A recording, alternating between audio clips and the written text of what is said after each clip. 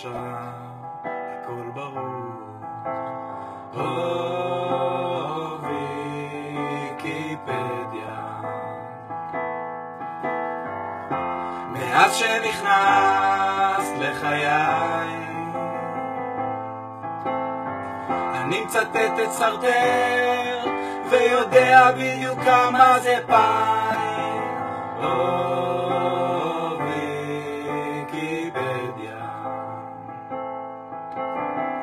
אתמול ישבו כאן כמה חברים, לא הבנתי על מה הם מדברים, על הדימוי העצמי, איזה מזל שאת פה איתי.